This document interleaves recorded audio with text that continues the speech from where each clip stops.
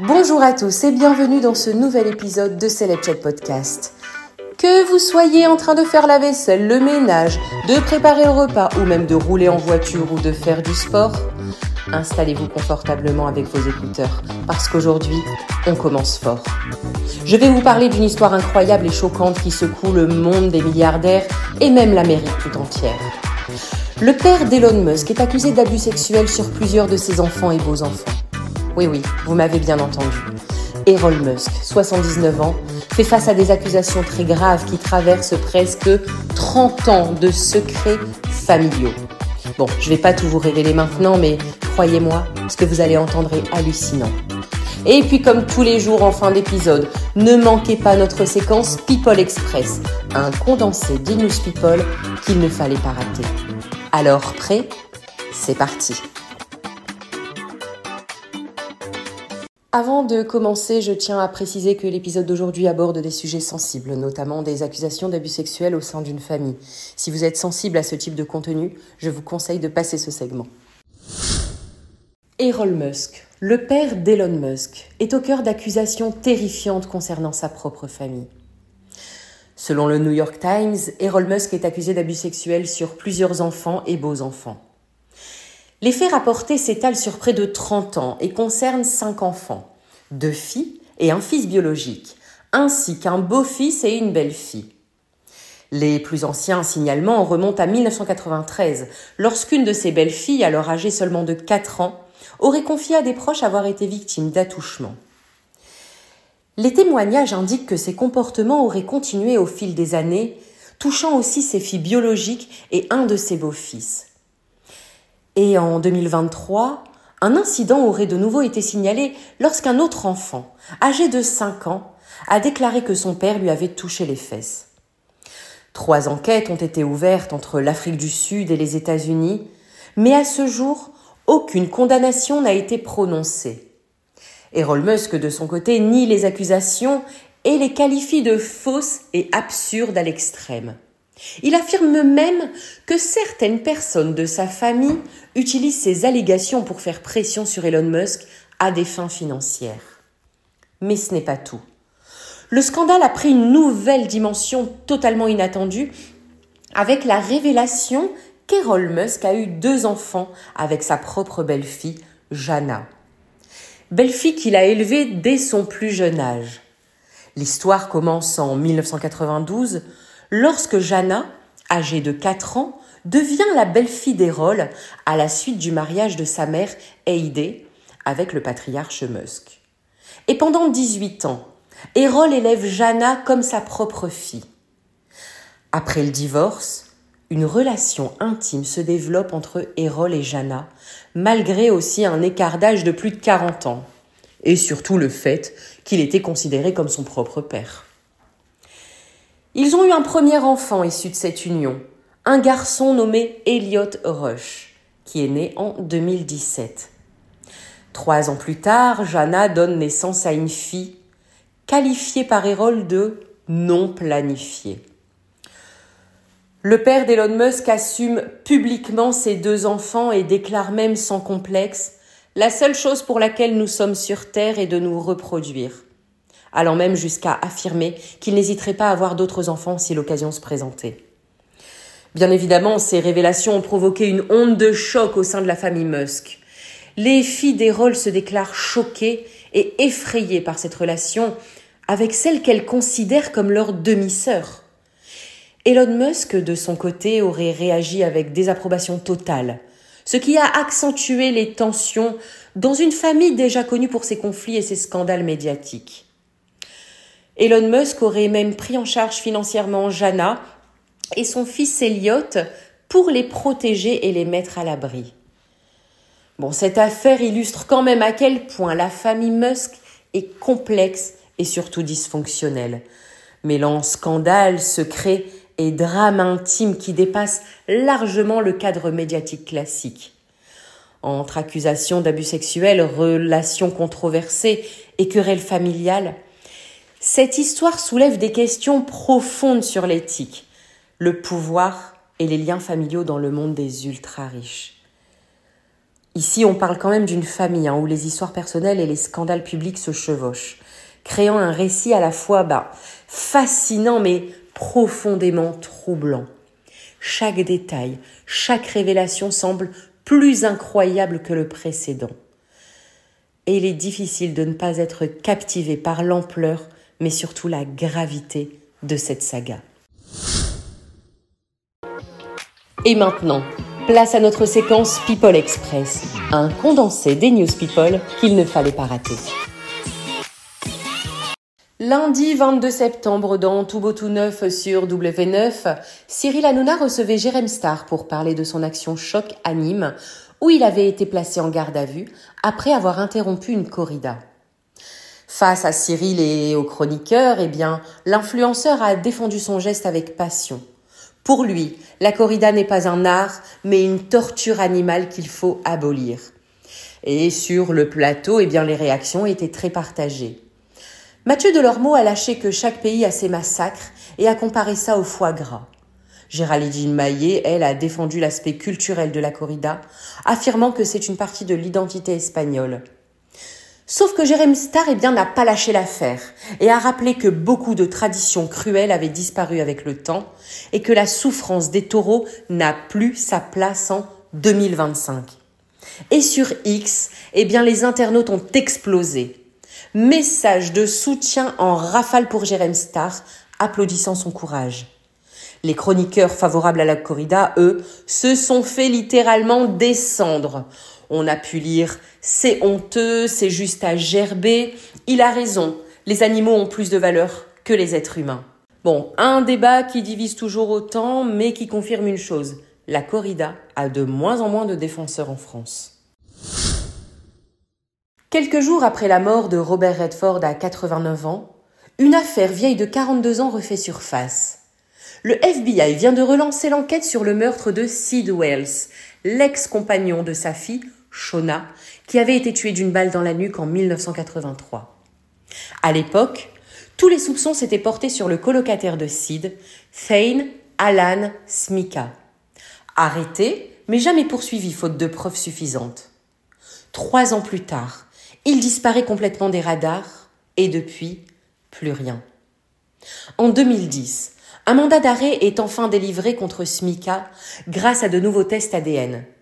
Robert Redford lui-même avait appelé le procureur pour le remercier et lui demander de continuer l'enquête. Aujourd'hui, le FBI offre $10 000 à toute personne pouvant donner des informations pour retrouver Smika. Et si un jour il est arrêté, sa caution sera de 5 millions de dollars. Un cold case qui pourrait enfin être résolu grâce à l'onde de choc provoquée par la mort de l'icône hollywoodienne. Jennifer devient la toute première égérie française de la marque Charlotte Tilbury. Mais ce nouveau rôle ne fait pas l'unanimité. Charlie Salvatore, que j'aime énormément, influenceur beauté connu pour ses critiques cash, mais surtout pour ses vidéos de qualité, a publié une vidéo où il démonte littéralement le look de Jennifer. Selon lui, son fond de teint Airbrush Flawless Foundation est beaucoup trop couvrant. Il dit même, avec une seule pompe, tu te retrouves avec du plâtre, ça tire sur le jaune, ça marque tous les traits et ça vieillit. Charlie ne s'est pas contenté de critiquer, il a donné ses conseils de pro. Une seule pompe, un pinceau souple et des gestes légers pour éviter l'effet masque. Et beaucoup d'internautes valident, certains allant jusqu'à dire que la campagne marketing ne colle pas du tout avec le résultat final. Reste à voir si Jennifer réagira à cette petite polémique beauté. D'ailleurs, cette séquence complète est dispo en vidéo sur Instagram, Célèbre Chat Podcast. Et maintenant, un petit retour en 2001. Popstar, souvenez-vous, la naissance des L5. Alexandra, Coralie, Lydie, Claire et Marjorie, sous l'œil impitoyable de Mia Fry. 24 ans plus tard, l'ambiance est tout sauf au beau fixe entre la chorégraphe et les 3 membres encore actifs du groupe. Invités dans Un éclair de génie sur YouTube, Coralie, Alexandra et Marjorie ont décidé de vider leur sac. Coralie avoue. Humainement, le courant n'est jamais passé avec Mia Fry. Marjorie, elle, est un peu plus cash. Selon elle, après l'émission, Mia n'a cessé de déverser dans la presse des choses complètement fausses sur les L5, les décrivant même comme des poupées méchantes et des filles capricieuses. Pour elle, c'était injuste, surtout qu'elles n'ont jamais eu ce comportement. Et Coralie conclut avec un tacle bien placé. Il ne faut pas cracher dans la soupe. Popstar l'a mise en lumière. Tout le monde ne la connaissait pas avant. Autant dire que le clash est bel et bien lancé entre L5 et Mia Fry plus de 20 ans après. Je ne manquerai pas de suivre ça pour vous en donner plus de détails. La séquence est dispo sur Instagram Celebchat Podcast. Gros coup de tonnerre dans le PAF. Samuel Etienne s'en prend à Cyril Hanouna, bien sûr. Les deux hommes étaient très amis à leur début. Samuel Etienne a même été le tout premier invité du tout premier Touche pas à mon poste sur France 4. Mais ce week-end, lors de The Event 2025, l'événement caritatif où 300 streamers ont levé plus de 16 millions d'euros, Samuel s'est confié sans filtre. À la question « Tu aimes bien Cyril Hanouna ?» il répond cash. Il y a eu 2 Cyril. Moi, j'ai connu Cyril jeune, qui galérait et que j'admirais pour son courage. J'aime bien ce Cyril-là. Mais il enchaîne très vite. Aujourd'hui, il fait une télé que je n'aime pas. Une déclaration franche qui vise clairement TPMP et ses polémiques à répétition. Samuel, lui, défend une télé de fond, pédagogique, bienveillante. Bref, tout l'inverse de ce que propose Hanouna ces dernières années. Et il conclut même par « Je n'aime pas le Cyril Hanouna qu'il est devenu ». Une petite bombe qui devrait faire réagir l'animateur de W9 aujourd'hui.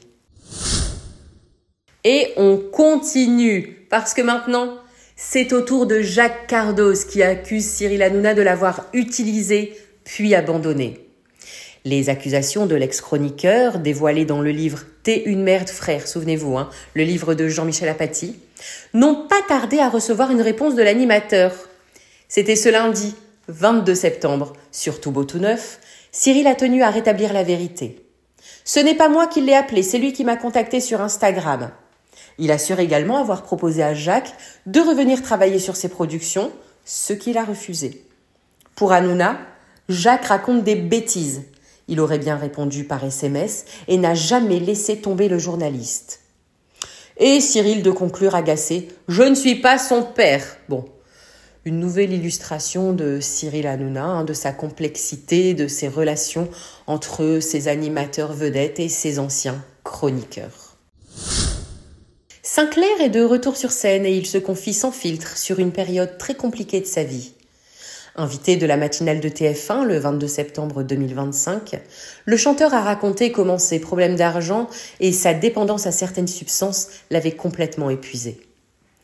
Pour se reconstruire, il a pris une décision radicale, quitter Paris et déménager à Arles. Selon lui, ça a été un vrai tournant. Ça a tout changé, parce que déjà les problèmes étaient restés à Paris, ce qui me permet de respirer, de ne pas regarder la boîte aux lettres comme un truc envahissant et négatif. Sinclair explique que ce départ lui a aussi permis de se rapprocher des gens qu'il voyait tous les jours et de reprendre le contrôle de sa vie. Et comme il le dit lui-même, on est toujours responsable de ce qui nous arrive et à partir du moment où on en parle, c'est que c'est déjà réglé. Un témoignage sincère, si vous voulez revoir son passage sur TF1, la séquence est dispo sur Instagram, Celebchat Podcast. Et très bonne nouvelle, après plusieurs jours de tempête médiatique, Jimmy Kimmel, le grand Jimmy Kimmel, fait son grand retour à la télévision. Son émission, Jimmy Kimmel Live, souvenez-vous, avait été arrêtée. Eh bien, elle reprend ce mardi, 23 septembre sur ABC, après une suspension jugée indéfinie. Tout avait commencé après un monologue controversé dans lequel Kimmel commentait la mort de l'influenceur conservateur Charlie Kirk, tué le 10 septembre lors d'un discours universitaire. Ses propos, critiquant certains mouvements conservateurs, ont été jugés insensibles et inopportuns. Face à la polémique, ABC avait suspendu le show et plusieurs stations affiliées avaient refusé de rediffuser l'émission. Après 72 heures de discussions intenses avec Disney et ABC, la décision est enfin tombée. Jimmy Kimmel Live revient à l'antenne. Mais attention, tous les problèmes ne sont pas réglés. Certains affiliés continuent de boycotter l'émission et les critiques restent très vives.